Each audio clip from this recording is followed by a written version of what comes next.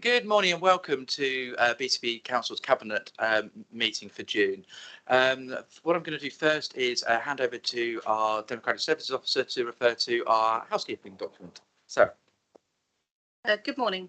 Please note that this meeting of the Cabinet is being recorded by the Council for live broadcast and will be published on the Council website for a minimum of 6 months. Please could everyone present follow these ground rules. Only speak when invited to by the Chairman.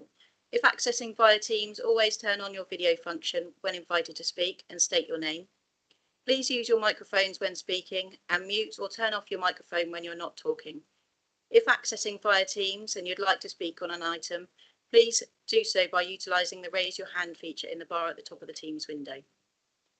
For those in the room, please note that if the fire alarm sounds, follow me to the nearest fire exit in the building and follow the signed fire exit route. Finally, please ensure background noise is kept to a minimum and mobile phones and other devices are turned off or switched to silent for the duration of the meeting. Thank you. Thank you very much, Sarah. Okay, so then we'll move to the agenda proper. So agenda item 1 is apologies. Okay, so we've received a number of apologies today. So Sarah, again, shall I ask you to read us out? Thank you.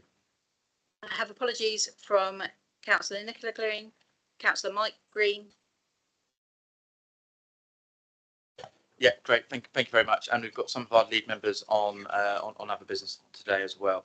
Okay, so then we move to agenda item 2, which is declarations of interest. I'll kick that off effectively. So we've got a paper today around future places on our agenda. Myself and the deputy leader are both board directors of future places. So we're declaring an interest. We've received a dispensation from the chief executive to be allowed to stay involved in that discussion, but for clarity would like to have that minuted here. I'll go to Councillor Broadhead and then Councillor Dove. Thank you very much. Yes, similar interest from me. The leader and I are unpaid directors on future places on behalf of the council, as we are with other council companies, and again received that dispensation from the chief executive. Thank you. Thank you very much. Councillor Dove. Bobby. Thank you. Good morning. I have a family member who would be eligible under the home to school transport paper, even though it's not a service that we take up. So for that reason, I will be abstaining from the vote.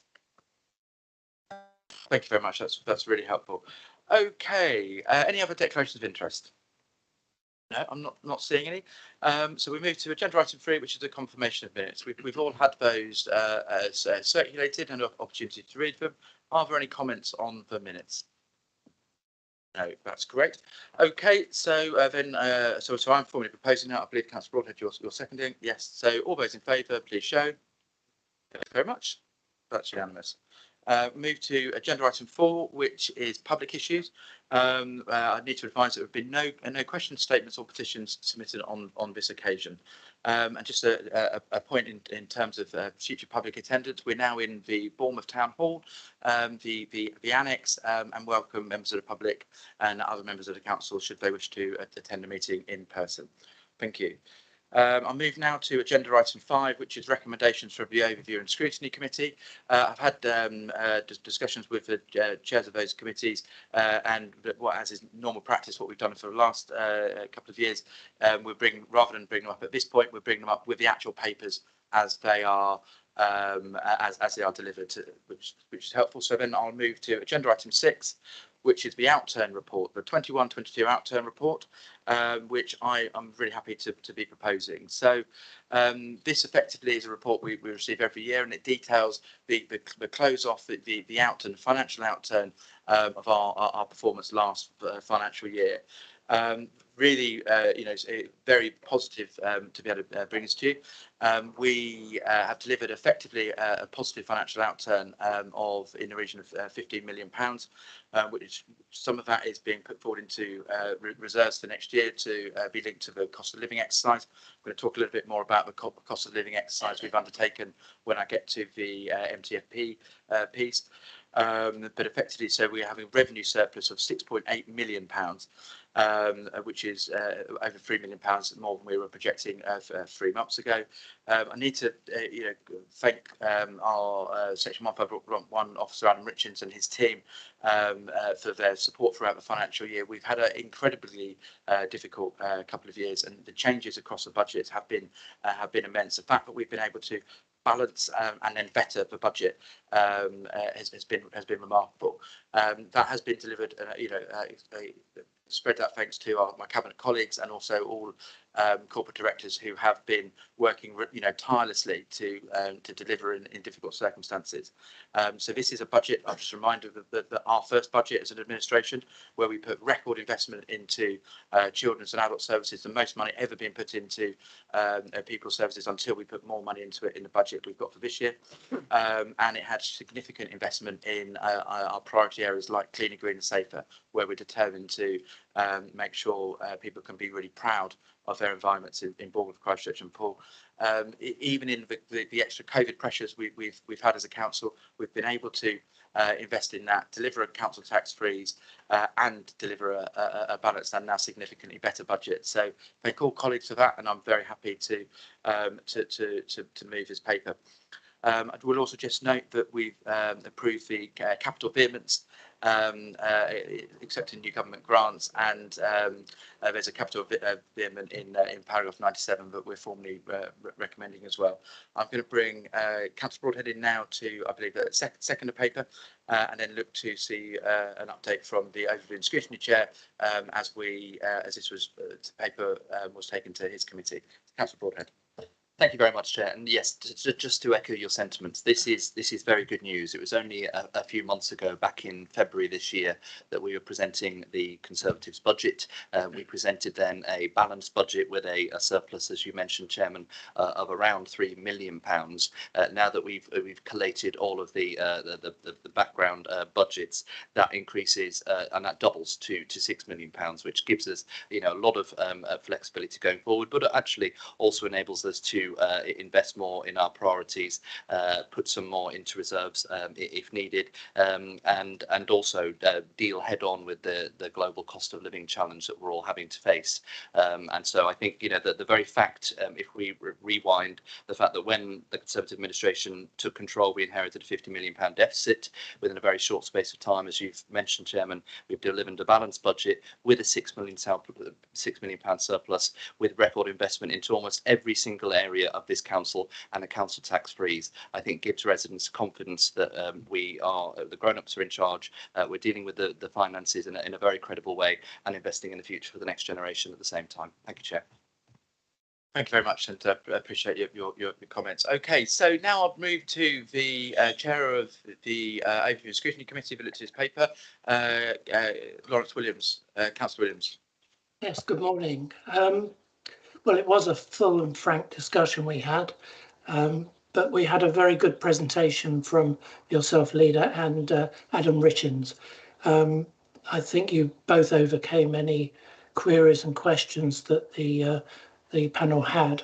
There were no obvious amendments. However, one or two were suggested, but the majority went with no amendments at all. So we basically agree with the paper. Thank you, Leader. Yeah, thank you very much for that, and appreciate the debate we were able to have. We effectively took both papers relatively next to each other, didn't we? So it was a detailed and long debate, and it was useful. So thank you. Okay, so now let's bring in any other members of council who wish to speak, which we have none showing. So I'll move. Test. Do you believe we're just having a fire alarm test?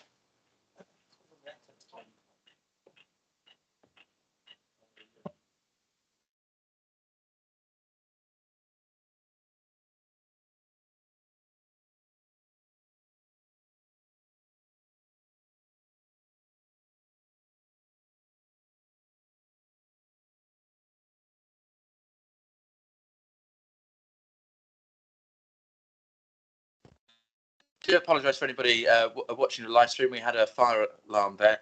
I've just had it reminded to me that it's never good when you're discussing the budget and the alarm starts going off. But I am really pleased that we've been able to deliver a surplus in that context. Okay, so now I was just going to bring in any other members of council, but we don't have any wishing to speak on this. So I'll move to our cabinet colleagues. Do any of my colleagues wish to discuss this paper, the financial outturn? Okay, no, I'm not seeing anybody showing. So again, can I just reiterate my thanks to everybody for delivering what was a really positive and successful outturn. Thank you very much. So we have to vote on it. So all those in favour, please show. Okay, that is unanimous. That is unanimous. Thank you. Okay, that's great. So we will now move to the next agenda item, which is agenda item 7, medium-term financial plan update. So that's for me to deliver again. So this was a really interesting, and we'll come back to the overview and scrutiny discussion in a second. Really interesting paper where we've actually looked to deliver our medium-term financial plan update. Again, we've had quite a challenging. When this budget was set in February, we weren't aware of the cost of living, the impending cost of living crisis. So what this paper also does is bring forward some of our solutions around that, and I'm really pleased to be able to inform cabinet colleagues and members and the public that we now we expect to have effectively upwards of £14 million pressure in year around this, but we've managed to mitigate it by a number of measures, and that's been a cross-party piece of work. So we've mitigated it in this year, and we've also mitigated it in terms of next year, the cost of living pressures in terms of next year. It's been some reallocation of priorities. It's been and some of the outturn, the positive outturn that we delivered last year, the extra money going back into reserves has meant we can now hold those forward into next financial year. So that is that is highly positive. Effectively, you can see we've still got an issue in terms of the MTFP next year, which is the issue we brought forward from February. We have mitigations and strategies around that, which I'll touch on in a moment. What I'm really pleased to continue to report is because of the work we've done. When you get out to the end of the 5-year MTFP period, we're post the transformation savings, which start to kick in real earnest, not next year, but the following year. We just start to deliver a sustainable, balanced MTFP position, which gives us a real solid base to work from. What we've done is been highly prudent in terms of allowing for some projections around the cost of living crisis, which is the 14 million in this year and 18 million in next year, which we've mitigated. What our work will now move to seeing a lot of these are assumptions, and we're trying to be on the prudent side of that. So now we need to be testing those assumptions, as we get into real-time information. So we will be able to, if as we often are over prudent, we will be able to start releasing some of that back effectively. I do have something, a couple of other comments I'll make later on in the paper, but let me now move to Councillor Broadhead to second. Phil. Thank you very much. And again, this is a regular paper that we take on an ongoing basis, and it's a really good opportunity to keep members and residents updated on the progress that we're making on some of the financial challenges that we're facing. I think first of all to recognise your point, we speak to councils up and down the country and indeed around the world actually who are dealing with this with the huge inflationary pressure that touches every single part of the council's operations, from wages through to construction, through to fuel costs and everything, and that has hit us very quickly, and local authorities across the country are having to deal with that in year. So it's really I think it's really beneficial, hopefully, for the public to hear that here we are sat here in June when the reality of that is hitting us, and yet we already have a plan in place that mitigates that, not just for this year but plans for next year as well. Really grateful to cabinet colleagues for engaging really positively in that discussion, and we've now managed to do that in a way that really doesn't doesn't affect frontline services and keep some of the really important investments that we've made, particularly around our cleaner, greener, safer initiatives into the future. Chairman, the easiest thing would have been to do in those circumstances when that 40 million juggernaut is heading towards you, would be to cut all of the things that are discretionary and therefore really important to normal people. We've been able to avoid doing that, and as you mentioned, keep that record investment into our pride of place as well as our children's services. So again, you know, you use the word prudence. I think that's absolutely right. We've dealt with this challenge head on, but we've done it in a way that maintains the investment in our services, which our area so clearly needs at the same time. Thank you very much. Okay, can I please now bring in Councillor Lawrence Williams again to see if, Lawrence, is there anything you would like to add further in terms of the debate and discussion on this paper? Thank you. Not very much, Leader. A number of things were raised, as you'd expect from a cross-party committee. There was a quite a long discussion on borrowing, but at the end of the day, the majority of the committee voted with no amendments to recommend.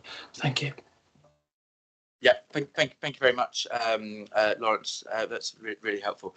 Okay, fine. So I'm going to bring the in other members now. In doing so, something I wanted to mention in my introduction was effectively what we've, in terms of the mitigation measures that we've been undertaking. We were looking at reducing some of our budget in some areas. For instance, you know, homelessness reduction. We're trying to do that more efficiently. So we're now able to bring that money back in effectively, which is great. It's a real commitment for us. We're able to bring in. We were looking to see how we could take a haircut on the culture budget. You know, there's a small amount of that. We're able to now bring back in through this process as well, which is because of the really highly positive financial outturn. It just, you know, we're trying to demonstrate that, you know, what we've always said our big plan is in terms of, you know, culture, communities and children being at the heart of that. So we're making sure we're prioritising those areas when we're looking to these budgets, and particularly, you know, we've now got an earmarked reserve in cleaner, greener, safer, and that will allow, you know, further investment in this year to be able to, you know, come forward on that. So highly positive financial outturn allows us to keep delivering on our priorities, and we're really pleased. The last thing I wanted to mention was effectively the original budget talks to some material risks which we were aware of. We moved forward really positively in that, in terms of the one of the key risks was the dispensation around flexible use of capital receipts.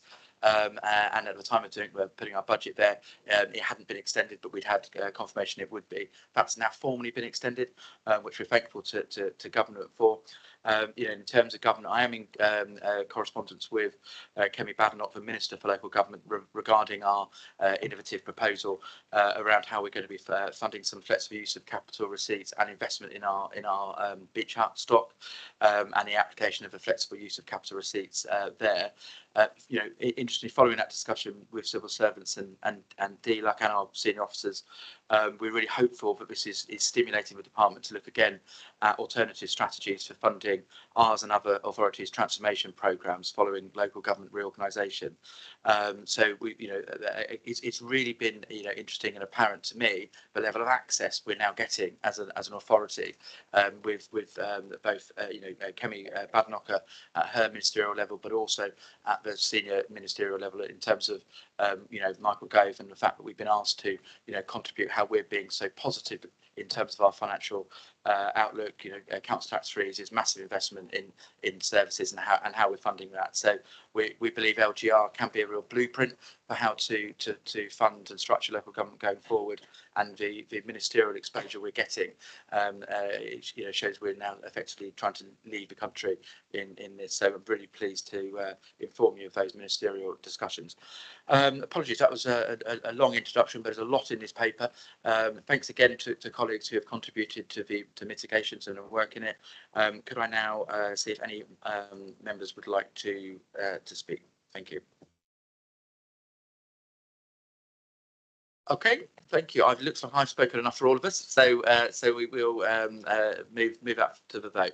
All those in favour, please show. Great, that is again unanimous. Thank you. Okay, that moves us on to let me just get back to my agenda. Agenda item 8, which is BCP Future Places, revised business plan and funding mechanism. So I will move to Councillor Broadhead to propose, and then I will second.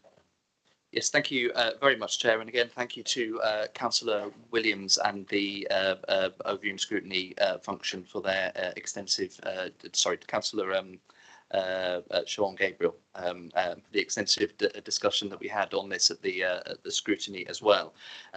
Chairman, we've talked a lot about the budget earlier on this year and some of the assumptions that we made within that budget, and within the budget we trailed the changes to the financial structure of BCP Future Places, and this paper is bringing the detail behind that and putting it into practice.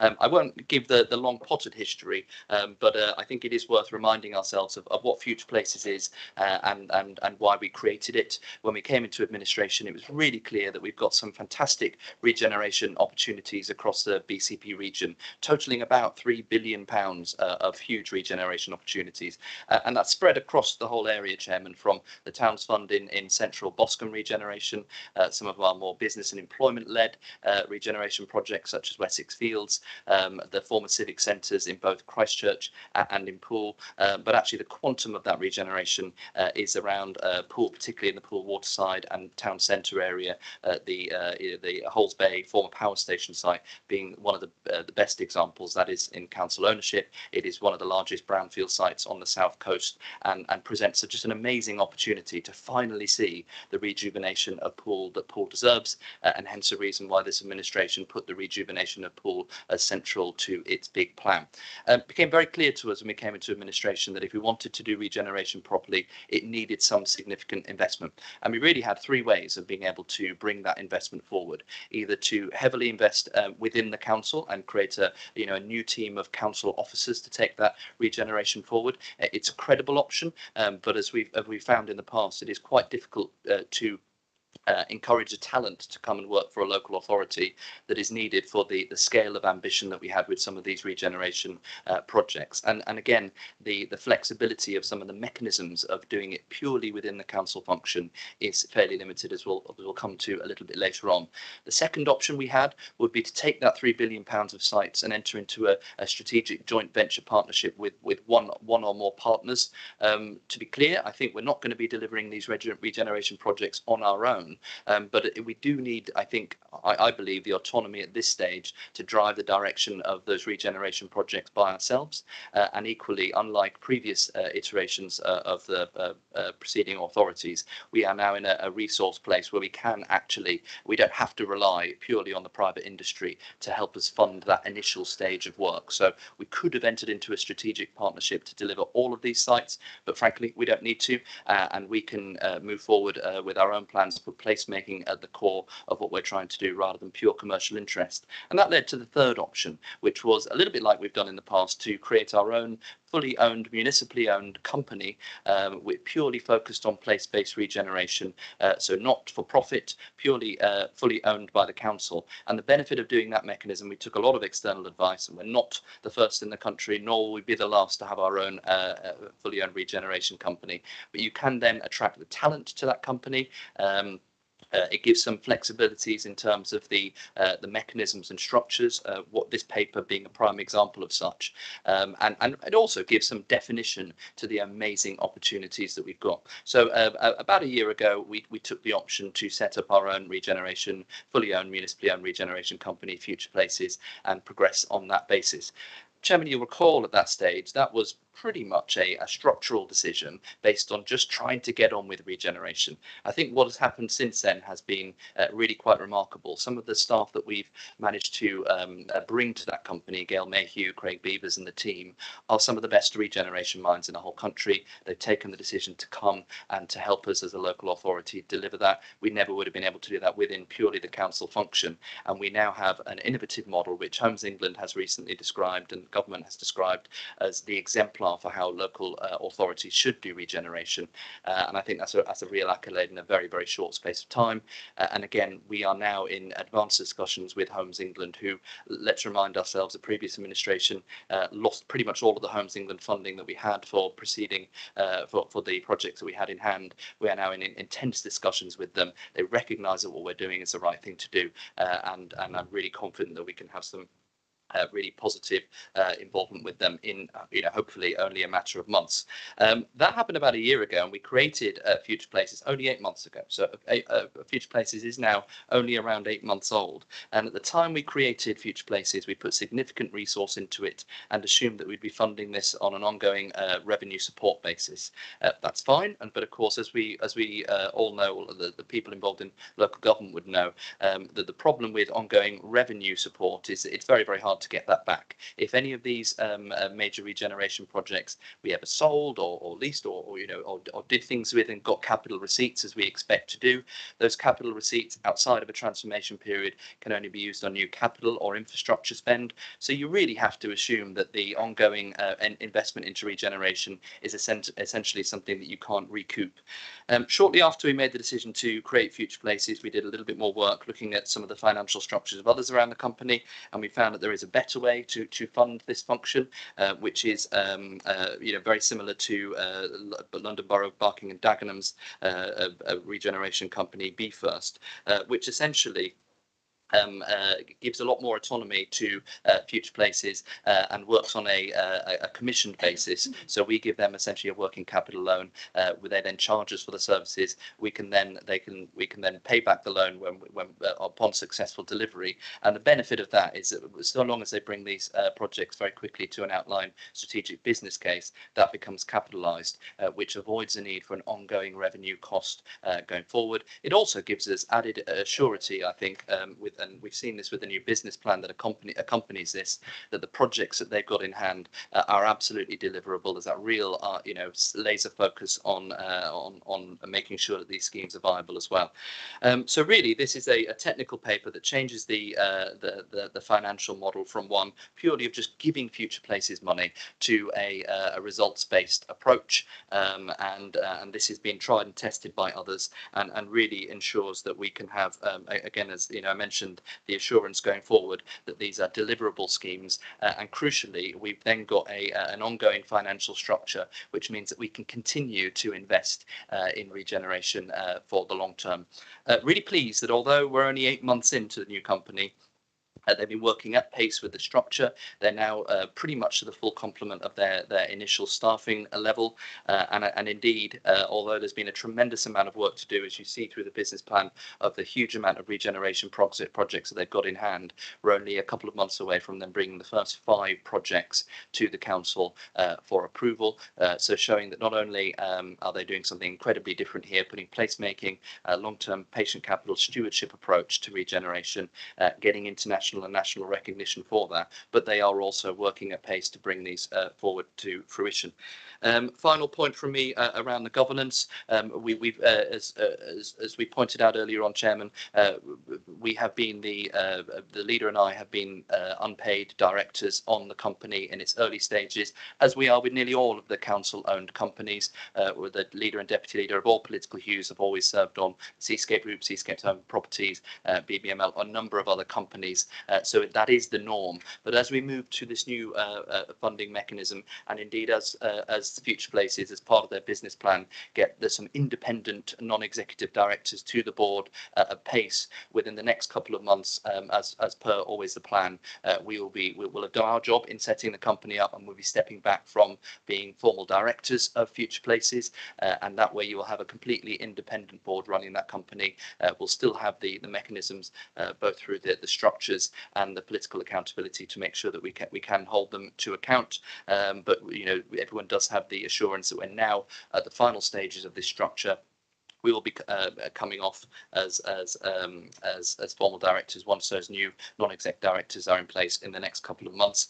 And then I'm really looking forward to the next stage in the next few months, where we're going to see what I hope will be a flurry of regeneration projects coming forward for council approval. We'll then be able to capitalise them, which will enable Future Places to pay back the loan, and then the cycle continues. So a tremendously long introduction there that wasn't intended, but I think really important that members know what is going on. I would go back to that point raised by some of the non-government, the government, non-political government departments who are looking at what we're doing here, taking regeneration absolutely seriously, funding it, standing in front of it and delivering. And they're saying more places should be like BCP in their regeneration aspirations. Thank you, Chairman. Brilliant. Thank you so much for that detailed introduction, and I'm really happy to formally second the paper. In doing so, I won't talk in much length, so I think we've had it covered. A couple of just a key points with my finance portfolio hat on. Just wanted to tease out the financial model in here. It's effectively a way of capitalising the investment we're making in Future Places to the projects, which ultimately will be linked to the projects and the profit in those projects as they come forward, which is really important because it means that Future Places has to deliver, but it also means that it isn't the money isn't diverted from other council priorities in our revenue budget while that investment is being made. So it's effectively, the company will be funding itself rather than the taxpayer funding it, which is a really positive step forward. I think it's important to underline the point about being able to recruit the best and brightest talent. We've absolutely got that in a way, and some of the things coming forward are exemplary. And discussions we're having are exemplary, which is great. I'm excited now about the point around that now recurring into the board appointments and some of the conversations we're having with leading national experienced chairs and non-execs of which can come onto that board as we're able to step back and just sit on the council side of that relationship. And you talked about it, but we've also delighted we've got a forward plan later on this agenda. We're starting to see the projects coming forward now. So we've got the first 5 projects coming forward, actual things happening on the ground. And when we see those projects come forward, we're going to see the depth and the quality of what is Future Places are bringing to the table. And hopefully that becomes a treadmill now of projects across our sites, where we're going to see the benefit of Future Places. Okay, fine. That's been proposed and seconded. I don't believe we've got a comment from the chair of Overview and Scrutiny, so I'll move to other members of Cabinet now. First member to show is Councillor Jude Butt. And in bringing Jude into this meeting, can I please formally welcome you to Cabinet. Jude has accepted a lead member role on our Cabinet, which we're delighted about. Jude will be leading on engagement, which will be across the board in all portfolios. I made a commitment when I became the leader of the council to put residents at the heart of this council, and Jude is going to help us to deliver to that and challenge us and hold us to account. And I'm really delighted to have your experience and expertise on board, Jude. Welcome. Thank you, Mr. Chairman. I'm extremely grateful. So, having had a very extensive introduction from Councillor Broadhead, which was very explanatory, I'm thinking of this with regard to a member of the public and the mysteries of these commercially sensitive schemes, which of course, they are imbued with that. So with regard to this particular, the regeneration of Future Places, which is moving apace, and as you say, it's nearly landed, but it may not be something that can be answered in full today. It may be something that I will need to have later. But in essence, with regard to community engagement, what is the process with regard to residents being able to access this process and contribute in real terms during that journey, given the commercial sensitivities, which of course, with regard to all good governance, has to be abided by? So how can the community better access that journey, and how will that be landed? Thank you. Thank you. Really fundamental and important point. Phil, would you like to come back now or close now? Okay, thank you. I'll come back now, Chairman. Councillor Butler is an excellent point, because the whole benefit of having a municipally owned function for regeneration, and I mentioned earlier on there were other options for how we could do this with a commercial partner, is that we then have the ability, as you pointed out, Chair, to put residents at the heart of everything that we're doing. A really good and Councillor Butt points out we are only 8 months into this new function now, so time will evolve. But already what we've seen is an intense amount of work about making sure that the projects that we're looking at, we get a really early and clear steer from the public before we do absolutely anything. So a really good example of that is the Holes Bay scheme, as I mentioned earlier on. Absolutely huge piece of real estate, if you wanted to be clinical about it, but actually from a resident's point of view, an essential part to the regeneration, not just of Poole, but the Hamworthy area as well. It is large enough that it should be a new focus for the Hamworthy part of our conurbation, as well as central Poole, and therefore we need to make sure that it delivers for that area, as well as the wider regeneration. And the team have done something called 360-degree consultation on that, where they've spent months engaging with every facet of the local community, stakeholders, businesses, residents, and more, to get an early steer for them about what they would like to see about across this huge scheme. And then they've replayed it back to them with here's what you told us, this is what we heard, does that match, through a whole series of workshops, through hundreds and hundreds of people. And that's before we've even started sketching what we would like to see on the scheme, so that we not just have really early engagement and consultation, but also, Chairman, early buy-in from the community. Because there is a real danger when people use the word regeneration, that they think these are just fancy buildings that go up that don't mean anything to them. And it's very similar to the work that we're doing in Boscombe as well. I've said it before, regeneration is not about fancy, shiny skyscrapers. It is about regenerating the local community, about giving back, and that's something that we can do as a local authority that, frankly, the developers can't quite often. It's not their central focus. It's profit generally, rather than giving back on a placemaking part. So that community engagement has been central to that scheme, will be central to all of them. And in terms of what that has then meant on the ground, and again, the team will be doing a lot more engagement when the projects come forward, and a lot more explanation. But to give the Holes Bay example, that means that the current thinking is to phase that very large project, so that the north side of the project that will really have the most benefit to the Hamworthy community, will be coming first with community assets. There's talk of new kind of shops, things, community hubs, GP surgeries, that type of thing, so that not only can we play back what the community has said to us, but then we can demonstrate from phase one that the regeneration is not just about big fancy buildings, but about something that's going to make a real difference for the people. That's what a municipally owned regeneration company can do that is not possible elsewhere. There's a whole other ways of doing it where outside of the major projects. Colleagues will have heard the charrette term used. Charrette is something that's quite well used in the industry, but most people wouldn't know a charrette if it's slapped around the face. It's a word for an intensive workshop session with local residents, businesses, that again we're doing on a number of the smaller projects, to do an intensive, really focused piece of work before we even start work on a project, so that we know when we start work in earnest that we're heading in the right direction with that buy-in. So a tremendous amount of work more to do. Again, I'd like to echo your points, welcoming Councillor Butt to Cabinet. We need you, Judes.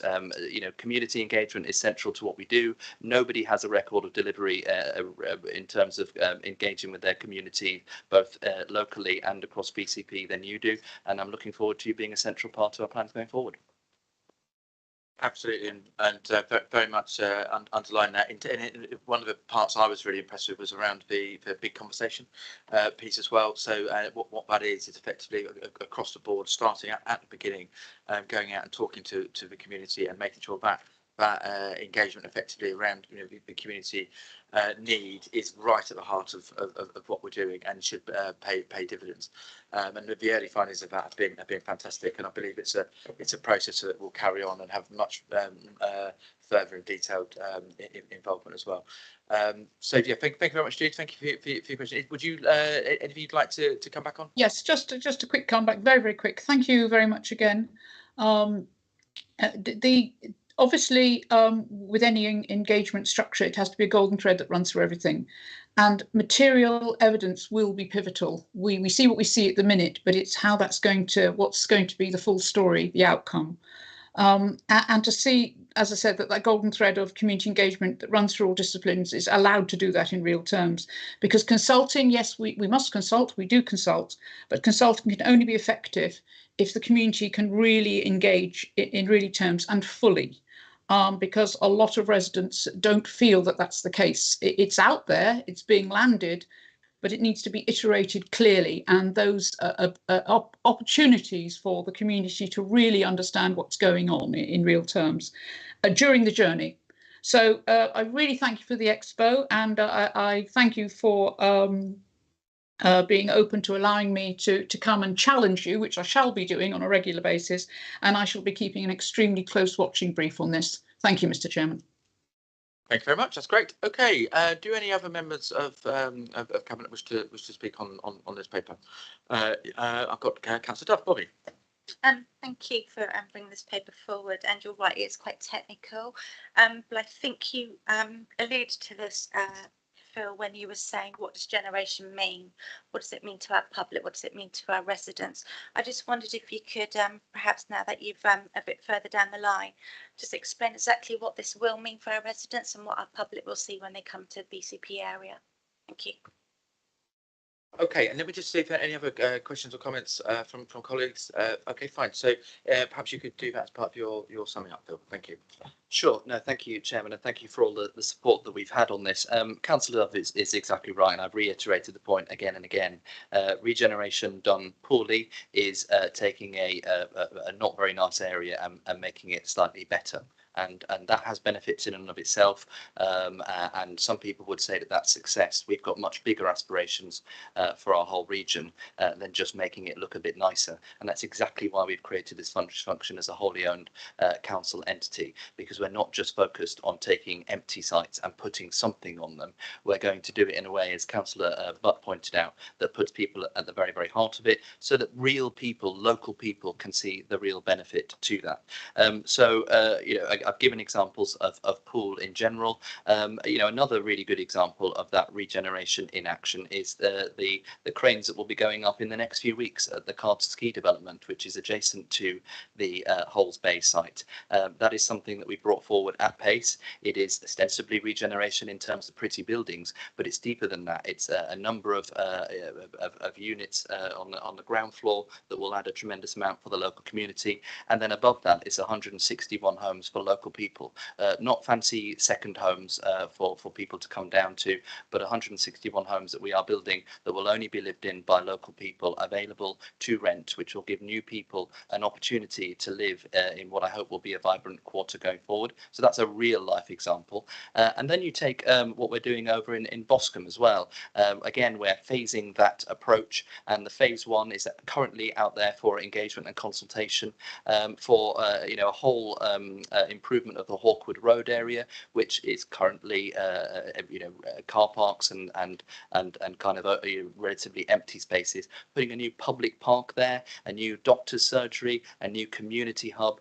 That's what I mean by regeneration, taking areas that are unloved and that are not seeing any positivity, injecting some life into them, injecting some activity into them, finding homes for local people as well, but doing it in a way that everybody buys into, everybody agrees, and we can secure investment into the area long term in the future. I think we need to be, on the one hand, mindful of the fact that we're not the first to do this. Preceding authorities had done some, really positive work in regeneration across the area. We already have another regeneration company in the Bournemouth Development Company, which continues to have 12 sites across central Bournemouth. That stays in place and is delivering really positive regeneration as well. So the schemes we've got through Future Places are in addition to the work already going through the Bournemouth Development Company. But equally, I think we need to be realistic that we probably haven't gone far enough in the past, and you only need to look at the number of brownfield sites that we have in this area, many of which are now in council ownership, to know that the ways that we've done things in the past haven't been good enough. We need to see action, we need to see regeneration, we need to see improvement, but we need to have it in a way that local people can agree with and get excited about. I think that's exactly what we're delivering. Thank you very much. Thank you, Cabinet colleagues, for your questions and interest, and thanks for what's a really interesting paper and approach. Okay, so now we need to move to vote. So could I ask all those in favour of the paper, please show. Great. Okay, thank you. That is unanimous. So then that moves us on to agenda item 9, which is the home to school transport. We have Councillor Nicola Green, who will be introducing this paper. Is online effectively, introducing the paper remotely. So technically, I'll formally propose the paper. Come to Councillor Green, and then Councillor Mike White, I believe, is seconding. So if we have Councillor Nicola Green online, I'll ask her to come in now. Nicola. Thank you, Leader and colleagues. I apologise for the poor quality of my connection. So I switched my video off, but I wonder if you could confirm that you can, in fact, hear me.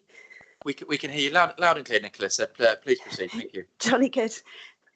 Thank you. This policy is one that I brought to Cabinet some months ago, seeking for approval to go out to consultation. And this one brings in the outcomes of that consultation. It's been discussed by Children's Services Overview and Scrutiny in some detail. Sorry, Chairman.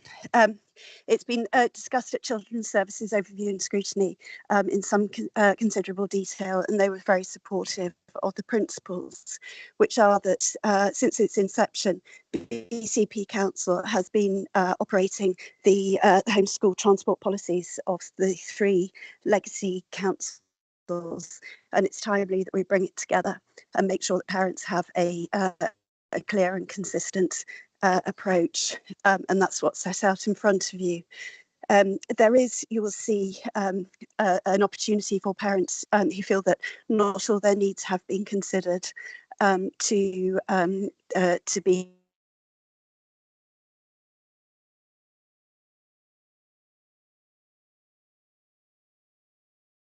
Just lost Councillor Green temporarily, so what I'll do, I'll just wait a moment to see if reviewed by officer.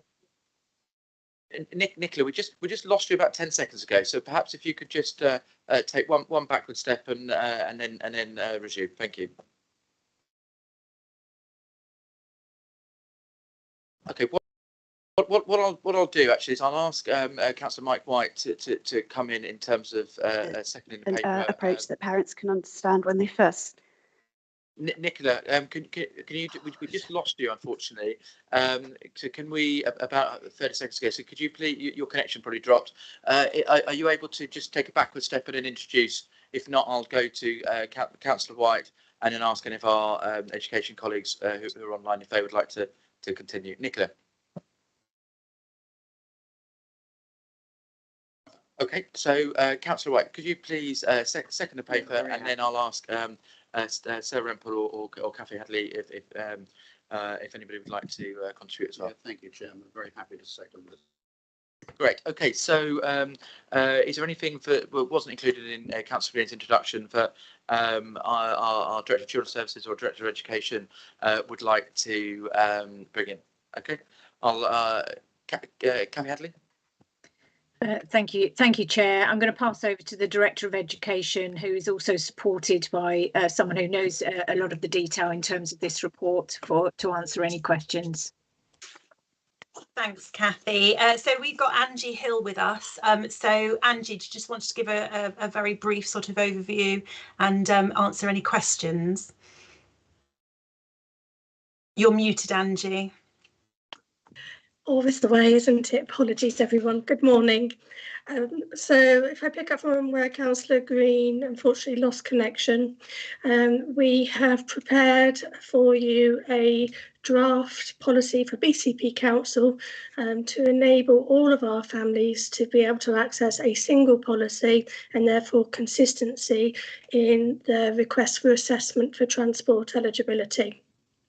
The transport policy is surrounded by a lot of legislation and we have statutory requirements, and the policy meets those in terms of what we are required by law to provide in terms of transport and how we assess that. If there are any questions regarding the consultation or the policy itself, I am more than happy to answer those. Okay, thank you very much. So what we'll do, we'll see if any council colleagues have any comments. But before I do that, I'll ask the overview and scrutiny chair, which I see actually isn't online. So we will not be going to the overview and scrutiny chair. Do colleagues have any questions or comments? Okay, no, I'm not seeing that. So what I'll do, I'll see if Councillor Green's connection has been re-established, and see if Councillor Green would like to effectively sum up the paper. Nicola. Thank you, Chairman. I'll give it one more go. Can you hear me? Loud and clear again. Thank you. I'm so sorry about that, but I'm actually very pleased that Angie Hill was able to step in, because I did want to thank her, Tanya Smith, as well as Sarah Rempel and Kathy and their teams for the work on this, and also that I know that they will carry on supporting parents, should those circumstances arise when the policy needs to be considered in the light of personal circumstances. But as I started to say, that the policy in front of you sets out to rationalise and streamline those three historic policies, and to provide all our families across the conurbation with a consistent approach, and therefore would ask that those recommendations are approved by Cabinet. Thank you very much. Okay, so and in that context, I'll look to move to the vote and see if those recommendations are approved by Cabinet. All those in favour, please show. And that is unanimous. So thank you, Nicola. Thank you, officers, as well, for supporting that, and really appreciate your contribution, Angie. Thank you.